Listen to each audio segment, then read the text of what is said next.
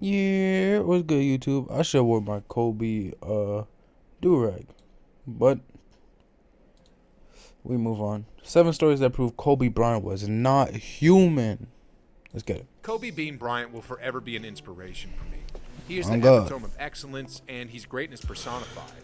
What he did on the basketball court was legendary, but what he did off the court will echo in eternity. Today, join me in these 7 stories that prove Kobe Bryant was no mere mortal. First off, I think it's safe to say that Kobe was a borderline psychopath when it came to work ethic, and his obsession to achieve the best version of himself is on a whole nother level. You see, back in 2012, a former athletic trainer of Team USA recalled his crazy encounter with Kobe when he was training. I was invited to Las Vegas this past summer to help Team USA with their conditioning before they head off to London. We first met 3 days before the first scrimmage. We had a brief conversation where we talked about conditioning, where he would like to be by the end of the summer. Then he got my number, and I let him know that if he ever wanted some extra training, he could hit me up anytime. The night before the first scrimmage, I remember I was just watching Casablanca for the first time, and it was about 3:30 a.m. I lay in bed, slowly fading away when I hear my cell ring. It was Kobe. I nervously picked up. Hey, Rob, I hope I'm not disturbing anything, right? No. What's up, Kobe? Just wondering if you could help me out with some conditioning work, that's all. Robert checked his clock, and it was, 4:15 a.m. He then replied, yeah, sure, I'll see you in the facility in a bit. So right after the call, Robert prepped up for a couple minutes, and then he made his way to the gym immediately. Now, here's the part where it gets crazy. You know what's crazy? Like, niggas don't really understand how, like, the trainers have to, like, that nigga just missed out on sleep. But you gotta help Kobe. You know what I'm saying? I guess their schedules are fucked up too, like the trainers and everyone that's helping. When he arrived at the gym and opened the doors, he saw Kobe drenched in sweat as if he had just taken a swim. Robert was surprised to see Kobe like that, and when he checked his watch, it wasn't even 5 a.m. After some conditioning work and training exercises, Robert headed back to the hotel while Kobe stayed by himself to do some shoot-arounds. The reason why Rob had to go was because he was expected to be on the floor again for the 11 a.m. practice session with the rest of the team. That's a pretty normal human thing to do, right? Well, after a short rest, the sleep-deprived Rob woke up, had a small breakfast, and headed once again to the practice facility. When he arrived, he saw LeBron talking to Melo while Coach K was having a chat with KD. Then, on the other side of the court, he saw Kobe shooting jumpers. Curious, Rob went over to Kobe and said, "Good work this morning." Kobe was like, "Huh?" Like the conditioning, good work. "Oh, yeah, thanks, Rob. I really appreciate it. So, when did you finish?" Oh my God. "Finish what?" "Getting your shots up. What time did you leave the facility?" "Oh, just now. I wanted 800 makes, so yeah, just now." Damn. Jeez, guys. Is that ridiculous? Nigga went back to the crib, slept, Anyway, here's woke up another at story that proves Kobe is just not a human. Okay, so when Blake Griffin was still playing for the Clippers... That's cool. Wait, hold on, bro. So from like 4 to 11, Kobe was there. Hey, yo, that's mad, bro. That is wild. ...elected to be part of the Team USA basketball team. While in camp, Blake heard a story about Kobe's secret training, and he became curious to see if it was really true. Damn. The first night we all got into Las Vegas last summer for the USA basketball camp. I heard Kobe went on some 40-mile bike ride at night through the desert. When I found out about that bike ride, I was tempted to ask him if I could go next time. When Blake revealed the story in the media, lots of people did their own research to confirm if it was legit or not.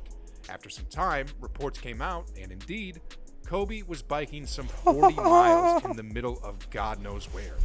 Anyway, here's the complete detail of that story. So that nigga Bryant told his longtime training trainer, Tim Grover, that he wanted to add bike training to his summer conditioning. Grover researched a trail in Las Vegas, rented 3 bikes, one for Kobe, one for himself, and one for Bryant's security guard. Shout out to this nigga too, bro. Shout out to them 2 niggas. The security guard and the nigga there, the trainer. Niggas just went on a 40-mile bike ride because of Kobe, bro. They each found headlamps and headed out to the trailing road. The 40-mile biking story was further confirmed by Tim Grover himself, and according to him, here's how long that particular training took. We finished up around 2 a.m., and we were back in the gym working out by 7:30 in the morning. Aside from his ridiculous work ethic, what makes Kobe not human is his attention to detail. Now, here's what I mean. When Gerald Henderson first visited the Staples Center back Is in this the one 2010 where as the rim was Charlotte off by like Bobcats, he a saw quarter Kobe of an jacking inch? up shots before most people had even arrived in the arena. Seeing Kobe being the first wasn't that surprising, but what caught his attention was that he noticed Kobe was missing shots that he would usually make. Kobe was just as confused as Henderson, and after missing a few more, Kobe stopped and talked to a bunch of the workers in the arena. A few moments later, one of the workers came back with a ladder. Then Gerald finally came over and had a conversation with Kobe. What's going on? Something's wrong with the rim. It's too low. It's a quarter inch too low. Huh? What do you mean? I was missing shots that I don't miss. I'm pretty sure it's low, a quarter of an inch. Fast forward to the end of the game. Gerald approached one of the guys who worked on the rim and asked what was the fuss behind it. Hey man, what was up with the rim before the game? Oh, someone notified us that it was a little lower than regulation, but don't worry, we adjusted it to 10 feet. Damn. In other words, Kobe knew the rim was off by a bit, and in addition, he knew exactly how much the rim was off by. Jeez, guys. Do you think an average NBA player would have been able to notice that? Anyway, Hell no. just like other greats, Kobe hates losing at all Most costs, niggas think it's an off whether day. it's in basketball or anything, really. Well, here's the story that proves Kobe will do just about anything to win. Kobe hosted a Thanksgiving dinner in 2013, and there was a ping pong table set up in the room. Lakers sideline reporter Mike Trudell was pretty good in ping pong, and after whooping Sean Williams, he issued a challenge to Kobe, telling him that he'd be happy to beat him next. Without even saying a word, Kobe went to the table and answered Trudell's challenge. What's going on here? Since Trudell had experience in playing ping pong, he destroyed Kobe and took an early 5-1 lead. As we all know, Kobe is one hell of a competitor, and he despised losing. Anyways, Kobe did lose to Trudell by a huge margin in the first game, but when someone called next, the Mamba didn't budge and asked for a rematch instead. Damn. Come the second game, Kobe's competitive spirit showed up as he made adjustments on the fly. Despite that, Trudell still came out on top, but the final score wasn't as lopsided as the first game. While Trudell thought that Kobe already had enough, he would soon realize that the war had only just begun. Because within the week, word reached Trudell that Kobe Bryant had ordered an official Olympic ping pong table to be delivered to his house.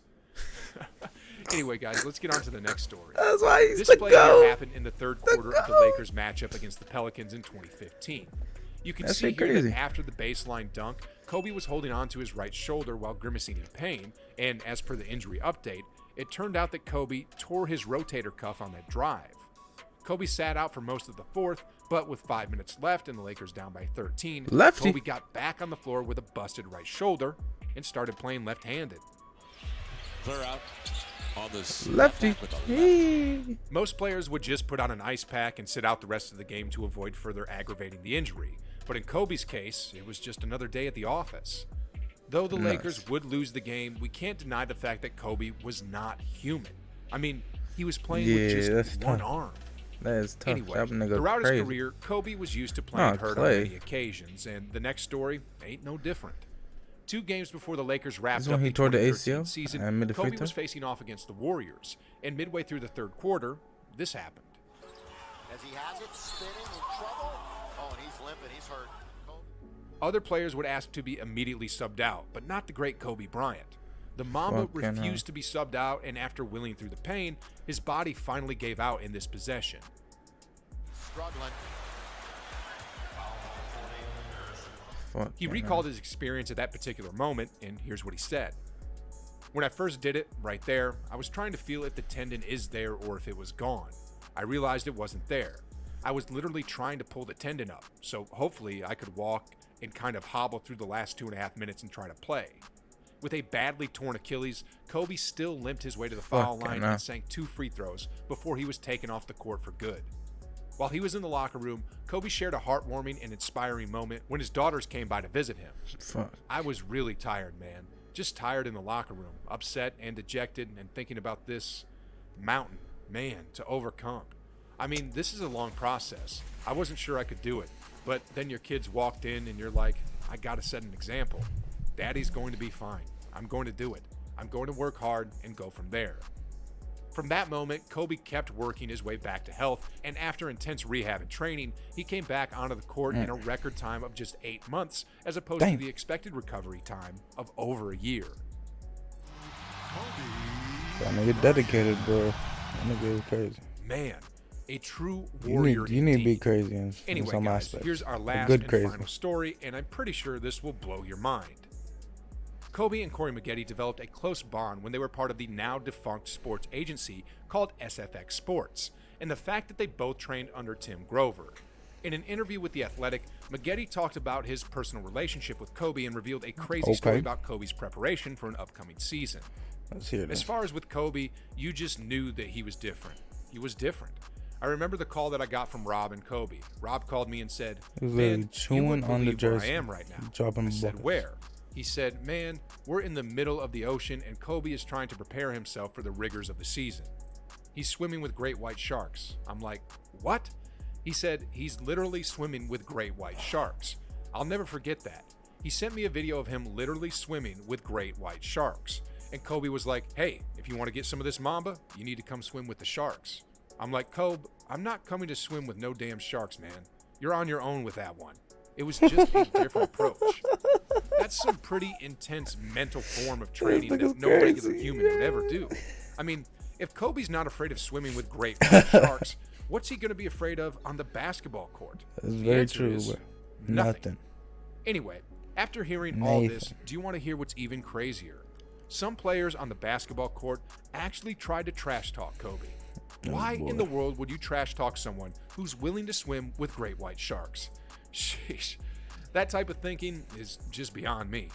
Anyway, if you want to see what happened to these poor fellas, then click the video right here. Oh, that was the last one? Yeah, that nigga is crazy, bro. Hey, shout out that nigga Kobe, bro. That nigga a bucket for real.